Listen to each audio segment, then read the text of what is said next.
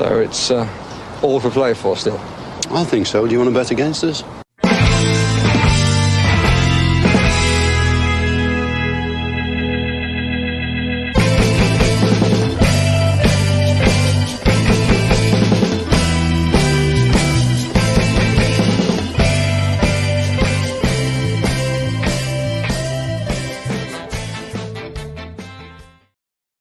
Hello, Aston Villa fans, and welcome to For the Love of Paul McGrath podcast. And as you can see, there's three of us on the screen here today for our Manchester United or Aston Villa versus Manchester United preview, I suppose. And I'm outnumbered because there's two Paddies and one me here today.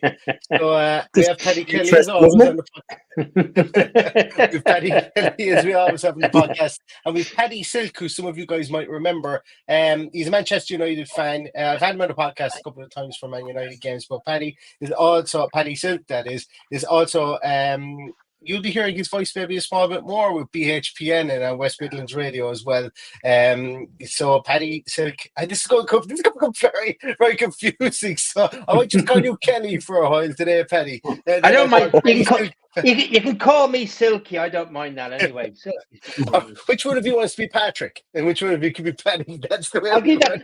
Paddy's. You're the home team, so you can have Paddy. I'm Silky anyway. It's fine. Okay, so well, thanks a million for joining us today, Paddy Silk. And listen, thanks a million for popping on. I know that, as I said, I've been on your on a podcast you did previously, and you've been on here as well before. So it's great to hear what your feelings are on Man United, because because it's really kind of a Jekyll and Hyde club at the moment, isn't it? We've got real problems at United at the moment, and it isn't good. I must say, after the Porto draw, we thought we were about to lose that game. That was probably one of the worst, I think, that was happened. But obviously, we've had some really bad results lately, and it really is a bit of a problem at United at the moment. A big upheaval, and the manager's under such pressure now with the game coming up on Sunday, obviously. But even if he survives that with other matches coming up, the pressure at United is always huge, and we're always in the news anyway. Anything happens, it's always a big thing. But it is bad at the moment. I must say, it's bad. That's what I could term that as bad. Bad. Bad and do. Terrible. Terrible. Yeah. Depressing might be the other word as well to use.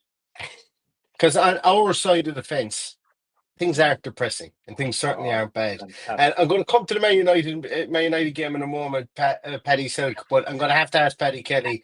Paddy, because Paddy Kelly was not our post-match podcast after Bayern Munich, but did you have to change the old the heart tablets or anything, Paddy, after that game? Was there how did you find it? Don't take any heart tablets, but the old blood pressure tablets probably took a bit of a testing that evening. But I think the overriding emotion of the whole thing was that, as an occasion, it was probably the most fascinating thing I've ever seen from a Villa point of view. To look at Villa Park in all its splendor, with all of those people who have gone through all the years of hurt, mostly inflicted by Manchester United, but all those years of hurt just fly out the door in the space of 90 minutes, and to look at the outpouring of just emotion from everybody in real life, in the media, in social media, for friends of ours to be in that situation, that they can actually finally go to Villa Park, hear that anthem, hear that noise, and then go and beat Bayern Munich, who hadn't lost in 41 games in group stages, obviously. So I like it kind of feels like where do we go from here? You know, it's amazing, absolutely incredible performance. You know, not without its faults, obviously. It could have very easily have been 4-1 or 5-1, but it wasn't, because we got a world-class goalkeeper. We got a back four who excelled themselves, which they haven't done in the majority of the season, let's say. And it's just incredible to be talking about this at this stage. And as I keep harping back on the conversations I've had in the last few days, is thank you, Dean Smith, for setting the ball rolling. Thank you to the owners for trusting in Unai Emery. And look where we are now after 6 years since Cabbage Gate. To that day, we go and beat Bayern Munich in the European Cup. It's just unbelievable, absolutely unbelievable, and absolutely incredible job done by the players and by the manager, and nothing but a glowing heart after Wednesday night. Yeah, I'd have to agree with that. Paddy Silk, did you watch the game? Did you watch it Wednesday night? I did. I did, and to be fair, what an atmosphere it must have been at Villa Park. And like you say, it's good for Midlands football. I said this a few weeks ago that it's great for the Aston Villa in the Champions League. I think it's great. I think it's fantastic. And you know what? I felt a little bit for Gary Shaw not being there. To be fair, I saw Gary at the Leicester game and I was walking at the press box there. And he's walking up there, and I think it's a sad and a shame that he wasn't able to be there with Bayern Munich being there. Obviously, that was the last time I was going to speak to him. Probably the first and last time, really. And I just thought, but again, an atmosphere there. Well, obviously, the 82 game was very much in everyone's minds, but it was must have been a great atmosphere, and for anybody being there, and I think Villa are going to go on. I think they're going to go on from here. I really do. And the John Duran scoring that fantastic goal. What a goal to see, to do that. So fantastic. Fantastic. There's a new Jay Hunt has put in a new chant here, and I'm not going to sing it, but it's John Duran. We got it from Uncle Sam. He's our massive Colombian, John Duran. I like that. Brilliant. The guy still needs to do some media training though, because it's so funny. It's so funny when you see comments attributed to him. He could basically, the comment could say something along the lines of, "My feet are made of cheese, my head's made of jelly," and you'd actually believe he said that, because the man could come up with he said something after the Bayern Munich game about, we've had our disagreements with the fans, but Bayern Munich are a great team and a team I'd love to play for someday. Jesus Christ!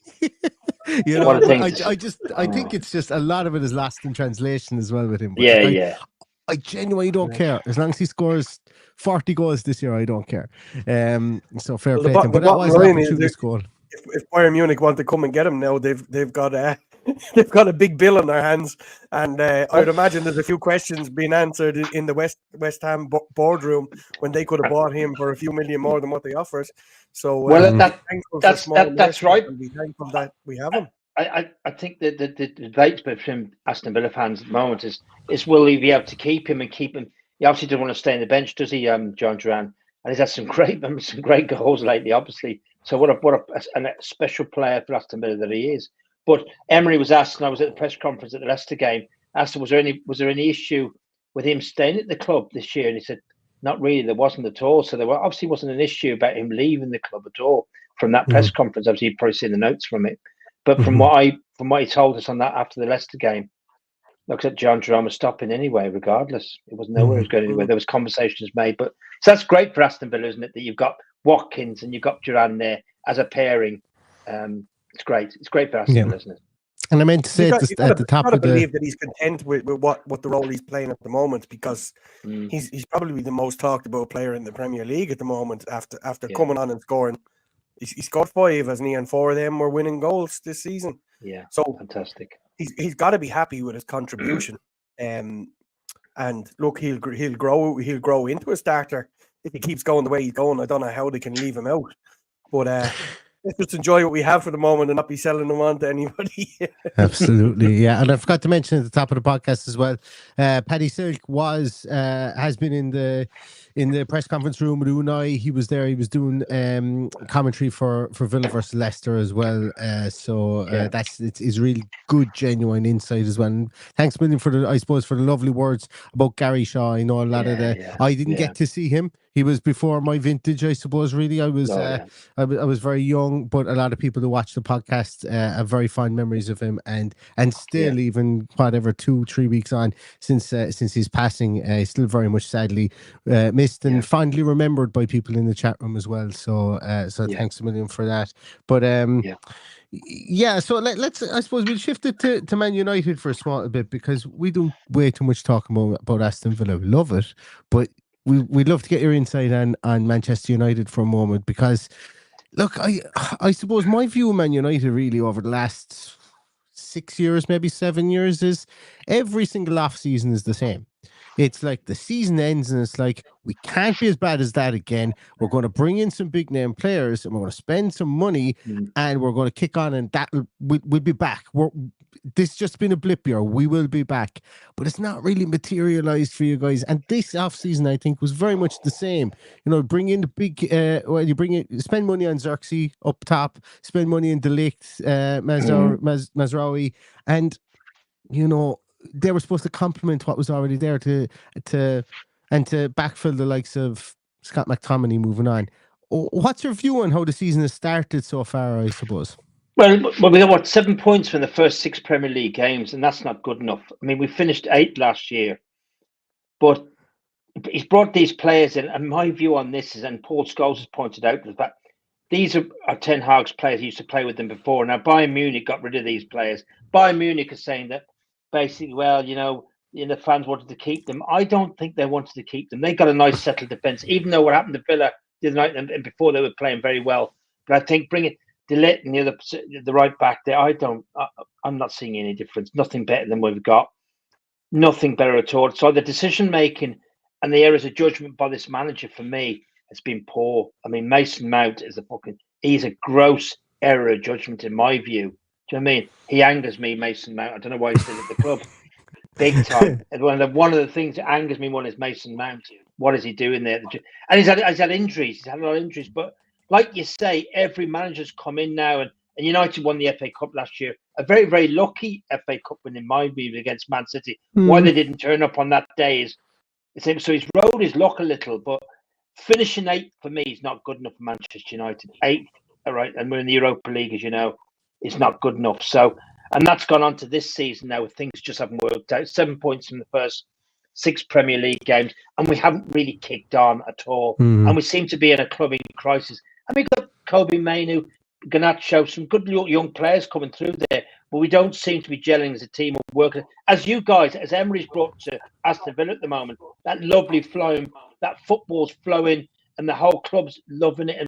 And Emery's stamped his authority onto the game. It's been, he's got his they've got the identity. We just haven't got an identity, and it doesn't look good. He's saying it's a project wrapped up in a project. Is it really? Where is it wrapped up in? And that's the problem. And we are so. I fear a little bit for Sunday's game. Obviously, I'm saying a lot of Villa fans are saying that you're the bogey side, but it hasn't kicked on at all, and I am concerned and a little bit down about it, I must say. And do you? I was going to say, do you fear for Eric Ten Hag's job? But by the sounds of things, it seems like it's only a matter of time for him. I think obviously it lasted the weekend, and he probably says goodbye. That there's been a lot of rumblings around that they've sounded out Simone Inzaghi to come in and take over. He seems like he's said no. He doesn't want to do a job coming in mid-season. International break coming up. It pretty much seems a dead cert that this will be Ten Hag's last game. Ineos seem to want to pull the trigger. Is that right? Yeah. That's about right. The room I'm hearing is Monday, possibly after the game. But again, he's saying he can turn this around. But I think you're right. I think Ratcliffe said today it's not his job to pull the trigger. It's the rest of the board. So what do you read into that? But I think they will pull the trigger. I think they will do. I think you can't, if we get heavily beaten by Aston Villa on Sunday, which is a feeling I've got, because the way you guys Aston Villa I think you're the only one with that feeling. You're the only one with that feeling. I know, but I'm because of the way you're playing, Paddy, and watching, and I haven't seen Bayern Munich, and even the other games as well, like John Duran, and Watkins, and just that feeling I've got, and I hope I don't want, I'd love to see us beat you guys with the previous form, but I've played you before, but it is, I'm a little bit concerned, I must say. But you have to look at it, Paddy, don't you? You are playing well as Aston Villa, and the form going into that game is something else. I mean, they did say after the Leicester game that your defensive frailties were there to see, but I didn't see them against Bayern Munich at all. And that's fair, Paddy. I was going to just ask you there, like those defensive pieces, like what was your view of the defense against Bayern Munich? Because it seemed like it was a completely transformed outfit. Yeah, 100%. Sorry, Paddy, you go on. Yeah, it absolutely was, and I have a theory that because we bossed a lot of the games, were we a little bit tuned out in defence when when we were being caught on the counter attack, especially that goal against Ipswich last week, which is just still, having seen how Diego Carlos played on Wednesday night, it's still bashing my brain here to see how we could possibly have such a brain fart last Sunday. So no matter how much we bossed the game against Man United, they can still hit us on the break, and if we're not at the races at the back, then we're in trouble. So I just don't. I honestly can't call this game. This game could just as easy be a 3-0 defeat as it could just as easy be a 5-0 win. That's the way I see it.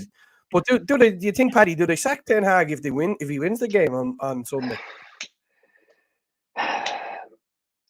I still think they will. Yeah, I think they will. I think I think the dressing room. I think he's probably lost the dressing room, lost some of the players.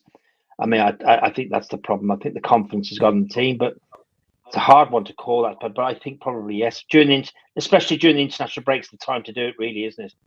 You know, not after it, because if this carries on, it's not you guys. It's going to be who we're going to be playing. Next few games could be vital, and big games coming up. It's we got done by Liverpool. That was it. I think Liverpool was the one. I think that for all Man United fans, the one not to lose to. It's like you guys losing to Birmingham City, your biggest rivals. That was the big game where we just surrendered completely. I mean, the defense went south completely. I mean, and Tottenham last Sunday, where one player went from the other side of the ground all the way through and being stopped like a knife through butter, really. And again, so it's not good enough, really, is it? It's not good. It just isn't good enough for Manchester United. It just isn't, and the fans won't take that either. So I think that may happen, Paddy. Yeah. And what do you is there any injury concerns? I think for anybody over with Manchester United for the weekend, should I say? We've got Mainu and Kobe Mainu and Garnacho. There's a little bit of doubts there for us at the moment. Yeah. That's the only doubts we got.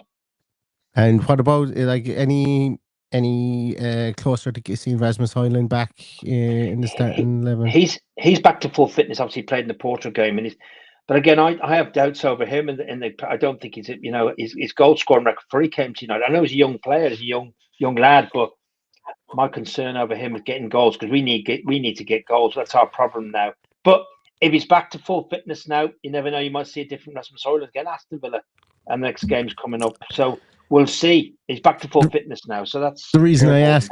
The reason we have a history of changing players' fortunes, and we changed Rasmus Højlund's fortune in the game at Old Trafford last year, and he went on a streak shortly after coming from 2-0 down to beat us 3-2. He went on a run of, I think he scored 6 games in a row or something. So these are all the fears that we have as a team, that Man United just have this X over us. That look, it seems to go on since I was a kid. That Man United have just constantly turned us over, no matter how well we're playing. Like the game 2 years ago when Unai Emery took over was the first game I'd seen us in the flesh beat Man United. Yeah, the big man. But I did that. Did Dean Smith leave about? Did he leave 2 days? How many days did he leave before that game? And I knew. Can you remember? Was it a couple of days before that? It was Gerrard before that one. Yeah. Sorry. Gerrard had just left before that one. Gerrard, son of Dean Smith. Gerrard, yeah. It's and I saw the big manager bounce really for that game. I was dreading. I thought, here we go, and you went off on a stormer, really, didn't you? With with Bailey, I think it was, that went off and scored some very early goals. To be fair, and I thought, again, but that was a great game for you guys to win that. Yeah, there hasn't been too many of them. I know we had Courtney House score a few years ago, but that was under Dean Smith, I think, was it? Yeah, that was Dean Smith. Yeah, but you're right, Paddy. We've been able, like last season's game, for example, at Villa Park, where you were all. I mean, how many attempts at goal did you have? Did you have 27 attempts at goal last year at Villa Park? I think I remember. I was thinking, how did we win that game? And obviously, the guy that's just got up to Napoli now, McTominay, scored the winner. How he was not picked up by the defence there, and I think Manu crossed it across. Yeah. But again, it was a shock result, I think, for United, because we didn't have any of the run of that game. You got with Aston Villa having more of the chances. Like I still have PTSD over Federico Makeda. Literally scored against us and did nothing with his career again afterwards, you know. And that's when Villa were really flying high for Champions League football back then, and it kind of knocked us slightly that season, and we obviously didn't get where we wanted to go to. So, Makeda, you'll never be forgiven for that. What a turn that was! That was an incredible turn, I must say. But again, he never amounted to anything after that game at all. Really, he was, you know, it's incredible. One player could just get a goal like that and just disappear out of it. Really, that's interesting. Incredible. I actually meant to Google him to see was he still playing or where was he at the moment, because I have this penchant at times just to Google players that should be young enough, maybe, well, talking like 30, 31, 32, see if they're still playing. And my God, some of them pop up in right weird spots. Like Paddy Kelly. Probably playing that one you sent me the other day of the Saudi Third Division. FC Precision. They're in the UAE Third Division, and go Google them is all I'll say. Ravel Morrison, I think, plays for him at the moment, as does Harry Arthur. But I'll tell you something: there isn't every single player that's in there is British or played in the. I think every single player played in England at some time. It's an anomaly. Third Division, FC Precision. Go Google them, because that's where Federico Makeda is going to rock up next. I'm going to say what the pay is, especially as well. They've been paid very well over there, I suspect. I'd imagine so. Even the Third Division teams, I'd say so. Now, Paddy Kelly, I'm going to turn to you here for a moment, and I'm going to ask you. Look, we spoke there about, we were talking about John Duran and keeping him happy and coming off the bench. With our injuries that we have at the moment, looks like we're not going to have Bailey. Looks like we're not going to have Ramsey, although there will be late calls. Looks like Onana's going to be fine. Is it time, Paddy? Is it time to unleash our own chaos agent and start him? Unless you're dropping Ollie Watkins, I don't believe it's time. I think we have. I think to really punish Manchester United, we have to start this game the way we finished the last game. We might see Maatsen come in for Jacob Ramsey, who's injured, obviously.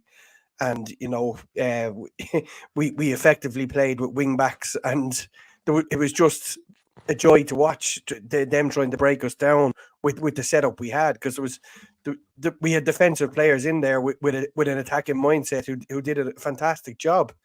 And I just think if we play like we did at the back end of that game with the lineup that we finished with, I think we could do a serious job on Man United.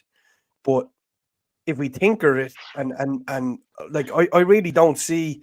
But the only other option is if he doesn't play Maatsen and chooses to play Rodgers more withdrawn in that position, and then plays Duran and Watkins up front. But I just don't think that's in his makeup. Yeah, I'm saying that I don't think. Yeah, fuck it. I'm going to say, he's going to do it. He's going to go 4-4-2. He's going to play Morgan Rodgers on the left-hand side, and he's going to allow Ollie to drop off, and he's going to tell John Duran to stay up top, or vice versa there. I think that's what it is. Yeah, Ad said Matt Loughton plays for that FC Precision, and I've just been sent a message here to say that Claude McAlealy is managing Federico Makeda at Aston Tripoli. Tripolis. In Libya. Where is it? No, it's not. No, it's Tripolis or whatever it is, not Tripoli, but it's Tripolis. It's in the Greek Super League. He's just signed. Oh, right. Yeah. And Claude McAlealy is his manager now. So if I'm not mistaken, I thought Robbie Keane was supposed to take over there, Paddy. That was the team that Robbie Keane was supposed to take over. But anyway, we digress. Back to all things Aston Villa. I think he's going to go with. I think he might start Duran. I think just because of injuries. But what you say about Maatsen, like the pragmatic nature of Unai Emery, will probably see him start Maatsen on the left hand side, because lest we forget as well, we spent a ton of money on Maatsen in the summer as well, and it's not that he's been bad or anything. It's just Luca Dean is playing the best football of his career currently. Last 18 months have been the best football of Luca Dean's career. He's back in the French squad as well, and there is no need to drop him currently. There really isn't. So that is definitely one to watch for the team sheet tantrum. But you could also see, as I say, Morgan Rodgers might move out there. You could see Emery Buendia come in that number 10 position. And the reason I'm talking about like this, and I'm saying all these different permutations, is, you know, before the season kicked off, and this isn't having a go at anyone, so before anybody starts thinking that I'm having a go at you in the comments, I'm not. But before the season kicked off, there was this massive air around Twitter, around everywhere, of Villa haven't strengthened. We've gotten worse. We've lost Douglas Luiz and we're worse for it.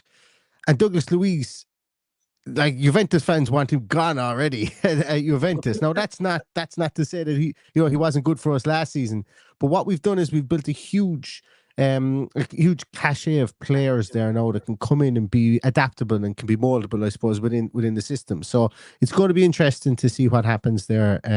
What happens, and that's going to really shape the game, I think, Paddy Silk, because you know, if we go to a flat four in midfield, I think in a way, and I just said that I want us to do that, or I think we will do that.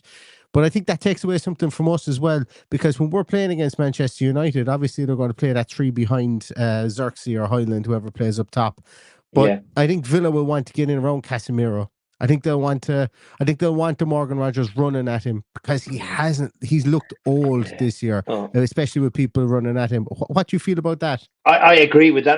That's a good point you raised, to be fair, because Casemiro for me is done in some respects. It's a terrible thing to say about a great player for Real Madrid. Again, we've been given another player from Real Madrid that's not really, who's had his best years really, but going back to Morgan Rogers, what a player he's become. I did see him in the Arsenal game, strong. And if he comes on again, he had a great game against Bayern Munich, didn't he? I think you were just talking with you and Paddy then, he could be a difference for you guys again, I think, on Sunday. And if he gets in amongst Casemiro, with those, he's a strong lad, isn't he? He's a young lad as well. With Casemiro, regardless of his experience, it could be problematic for us, definitely, yeah.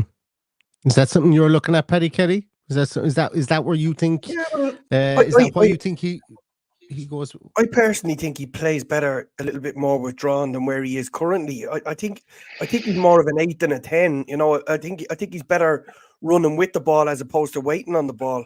That's just my overriding emotion on him. You know, you watch him week in, week out running with the ball, and he's just very hard to tackle, given the size of him, the strength of him, and how he protects the ball. So I would like to see what he could do in that position to play a little bit more withdrawn and put a Buendia or Duran into that other position, just to mix things up and just give people something to think about now that we've got 2 weeks off after this one. But I really don't like this fixture falling on an international break, because you know we know we never really have any luck in this. So I just really want to win this fixture, because we all know we're only as good as our last game. And earlier in the week, we were all really, really down and worrying about that Bayern Munich game. And now we're like way up here, you know, in the most outrageous emotions I've ever seen. And, you know, probably could have done without Man United this weekend. But I would just, I just believe that he, in a withdrawn position, he is more effective. He play those slide rule passes. He can get into wider positions. He can cross the ball as well if needs be. But his big strength is running with the ball. And I think if he's too far advanced, we lose that a little bit when he's up there. Yeah. And are we 100% sure Ollie Watkins does move out to the wing?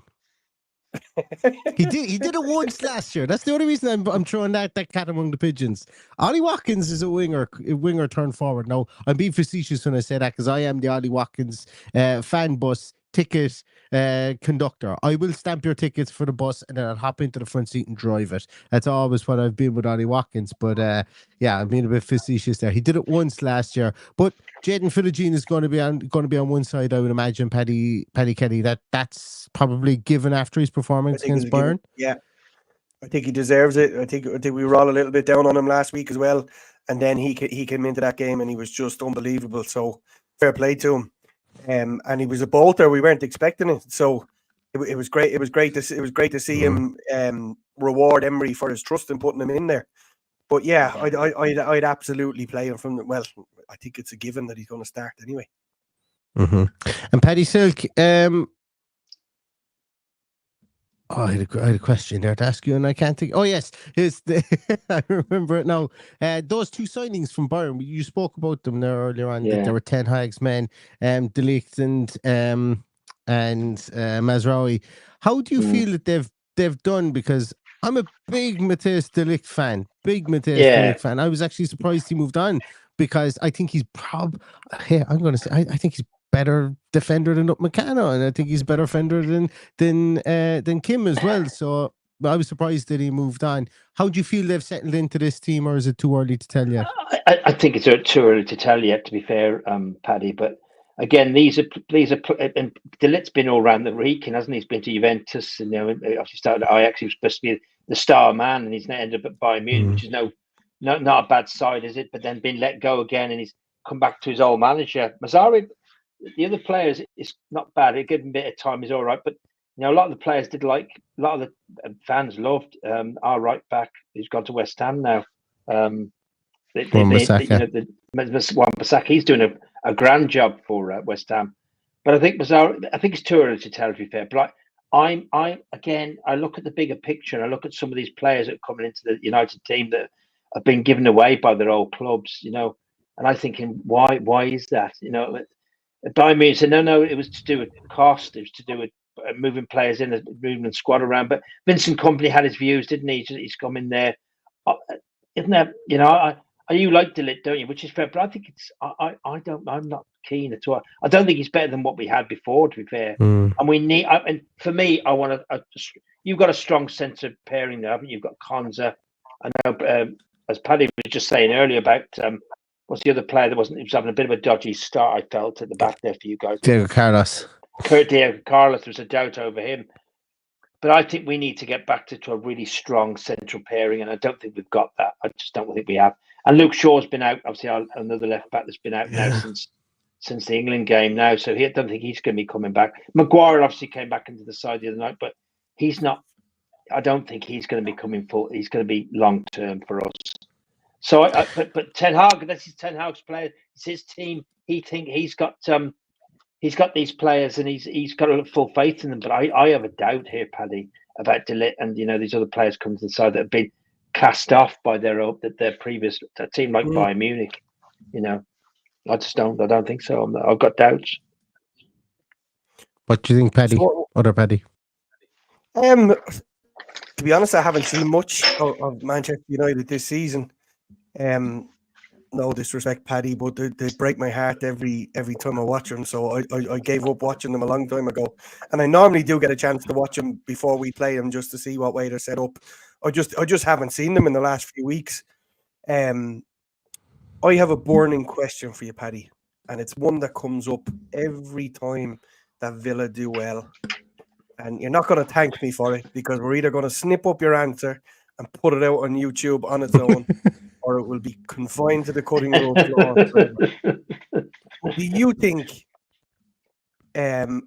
honest question, answer it any way you like, do you think there is any way that Unai Emery gives up what he has at the moment to go and join Manchester United? Christ, what a question that is, Paddy. I did hear that. I did see that. Gosh, I did see that in the week, actually, that little rumour. But I don't think. I mean, the might of Manchester United, its name, its tradition, its history, and I wouldn't like to say they're a bigger.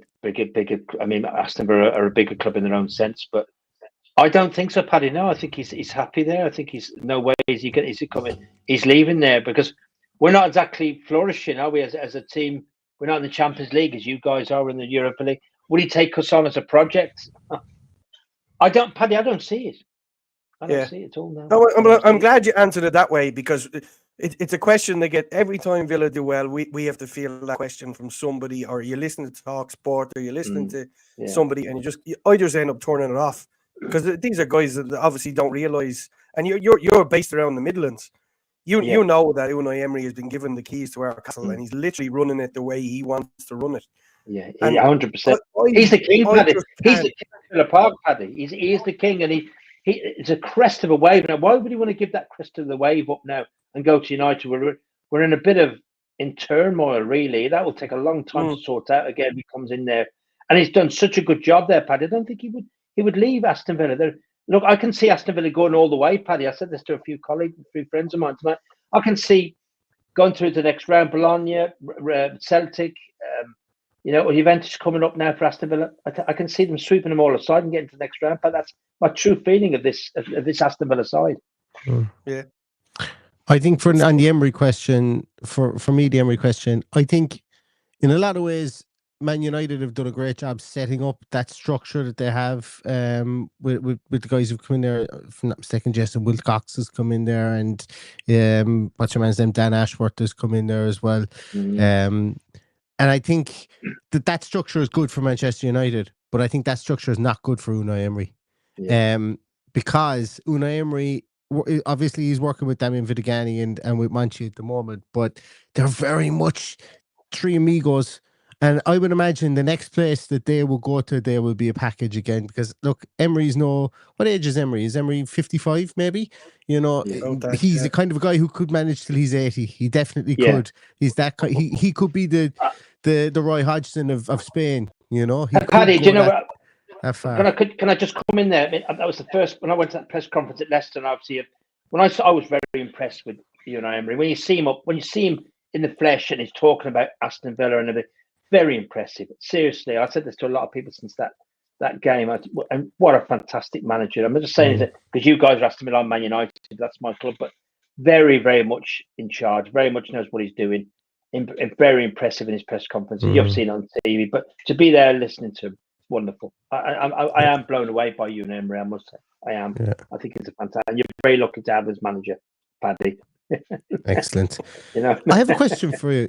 Just popped into my mind there. Bruno Fernandes is going to be available at the weekend, right? It's a big elephant in the room. I can't remember. I can't understand how I missed it. I agree.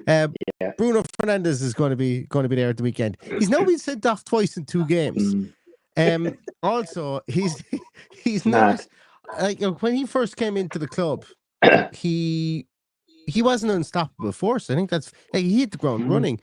But is it fair to say, and like obviously I might be wrong on this, but since he's been given the captain's armband, has there been a sense of regression from Bruno Fernandes amongst the Manchester United fans?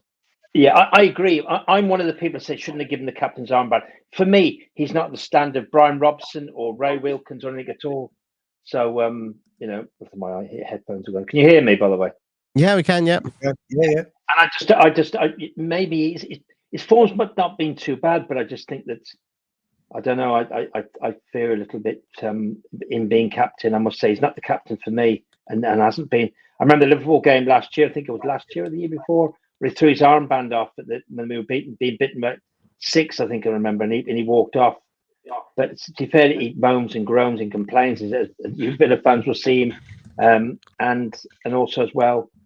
But he's a good player. He's the elephant in the room, Paddy. You're right. Being sent off twice is going to affect his form on Sunday. When you mentioned there that he's not captain material, the follow-up question I had for this, because I had a funny feeling you were going to say that, because I have a lot of friends and family that are United fans, and they all have the same opinion. And I always ask the question. I say, Manchester United have tried to buy in big players that have big auras and stuff like that, but none of them seem to be captain material. And like, if I look down through that squad, I don't know who to pick as captain. Who would be captain if he wasn't? Well, Sandro Martinez possibly. He's but I don't think he's ready yet. He could do that, but there's no leaders in the team. That's the problem, and that's the issue. The Roy Keanes of this world and these players and these leaders are very few and far between now in football. But we haven't got any of them. I don't think we haven't at all since the change it with some of the players. The old players have gone and players that have been brought that just haven't been leaders in my opinion. Haven't got the Ray Wilkins, they haven't got the Brian Robson, the Roy Keane, that leadership, that quality and standard to be a captain of Manchester United. I think the captain's armband is important everywhere, probably at your club as well. And on all clubs, I think it's a very important position. We just haven't got that we just haven't got that leader, and we haven't with the team. And you'd think bringing players in, they've got to have leadership quality, haven't they? I don't get that. I have a theory, Paddy, that they made him captain at the beginning of last season. Because you remember they brought in that rule that only the captain could talk to the referee, and they realised they just couldn't get him out of the referee's face. I knew you were going there. They made him captain of the club. It's true. He's starting lately. I must say, he's been quiet lately, but I don't know. I don't know. We'll have to see. But great player though, and again, he might be a difference on Sunday, Pad. He's still a good player in some respects. I don't slate it. I wouldn't criticise him too much from my point of view, but he's still a very, very important player in that midfield for Manchester, and he can turn games. Did you expect the red card to be rescinded? The red card, the one on Porter, I know the one on last against the Tottenham has been rescinded already, so he's available tomorrow. But the Porter game doesn't, if I remember rightly, it doesn't mean he won't be able to play. I'm sure he won't be able to play against. No, he can play. He can play all right. But did you expect that Spurs yellow card or red card to be rescinded? Or I did. When I first saw it, and I was listening to lots of pundits were saying, "Oh well, yeah, he's still his legs high and whatever." But looking back and thinking about it, it was unlucky, really. The fact that he slipped, and I think he slipped, and that was I'll go with that one, Pat. To be fair, I expected that to be rescinded. It's look, I'm going to be honest. It's rare that you'll hear me coming down on the side of Bruno Fernandes, but I thought, like when I saw it in real time, I went, "That's not a red card." And then when I saw it back, I said, "I thought it wasn't a red card as well." But when he got it, I was like, "Great, look, he's not going to be playing against it." I thought that there was no way they could rescind it because it went to VAR and VAR concurred with the referee. And I went, "Well, look, there's the rules. The referee has said it's a red card. VAR have said it's a red card, and then 3 completely independent people who weren't at the game and have nothing to do with it decided it wasn't." So I think it does bring into question, what's the point? What is the point of VAR anymore? If you have what's the point of referee's call? What's the point of referee's call? Yeah, let's ref the game afterwards. Yeah, I agree with you. Give ref it afterwards. Absolutely, Lunacy. I think so too. Lunacy. Yeah, I'm fresh out of questions. I don't know about the two of you. I'm here. Paddy, I'm just very disappointed because I came on here tonight and Neil said we've got Paddy on. He's a Man United fan, and I get some great battles with Man United fans, but you're just too nice, and you've said all the right things, so we're not going to fall out tonight. We've lost you, Paddy. We've lost you now altogether, Paddy. I think. Yeah. All right. I think Paddy's gone. I think his headphones are gone. Or maybe I can unmute you here. No. Let me see. No, I can't. Well, thank you very much, Paddy Silk, for your time today. Paddy, as for everybody, you will hear him on BHPN and on West Midlands Radio as well. He's going to be doing commentary for Villa throughout the course of the year as well, and in some games. And you'll also see him popping up. You'll probably hear him ask some questions in press rooms as well. So thank you so much for your time. I know that we can't get you back on there, and also to you, Paddy Kelly, thanks a million for your time as well today. It's been a busy week, I think, for all of us this week. It's been a lot of emotion. This week. There was a lot of very emotional. A lot of copium on Monday, and then a lot of elation then on Thursday. You know, so Aston Villa Football Club comes at you fast. Well, what we want is this roller coaster this week has started down here.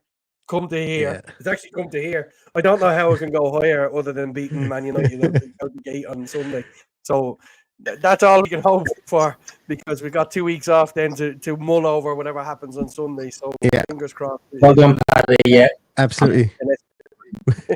You're back. We got Paddy. 100%. I can't call it at all, to be fair, for the game at all. So I don't know. You're right, Paddy.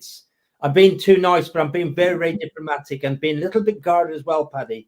And I'm very, very guarded. Before I would have just gone for it, but I can't. I just can't at the moment. Yeah.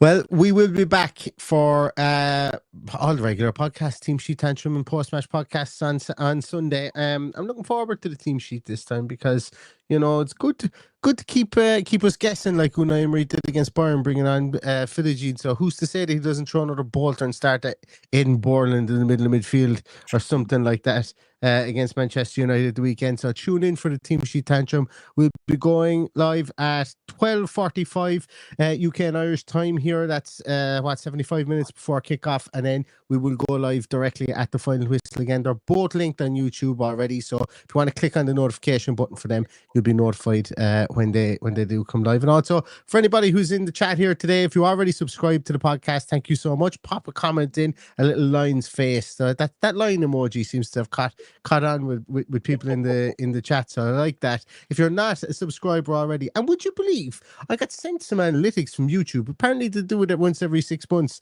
They send you some analytics, and 45%, actually no, it was 55% of the people that watch this podcast on YouTube and subscribed.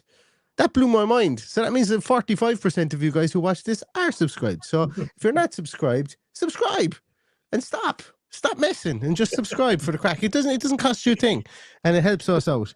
But listen, thanks so much everybody for watching and for joining us tonight. And thanks again, Paddy Silk, for popping on. Always good to chat to you. And I wish you all the best with your now that you're in the commentary box for BHPN and for West Midlands Radio as well. So I hope that you go from strength to strength with that as well. Thanks, Neil. Thanks, Paddy. Thanks ever so much for your support, I must say. And I will come back and see you guys and give my view, obviously, every time that. But I'll be seeing more Villa games, obviously, as things progress. So I'll be seeing more, and Birmingham, and obviously all the Midlands sides are important in the Midlands. Yeah, absolutely. Well, excellent. Thanks so much. And once again, to everybody who's watching, thanks a million for that. We'll catch you again on Sunday at 12:45 for the Team Sheet Tantrum. And in the meantime, everyone, stay safe, stay healthy, and all that's left to say is up the Villa. Up the Villa. Up the United.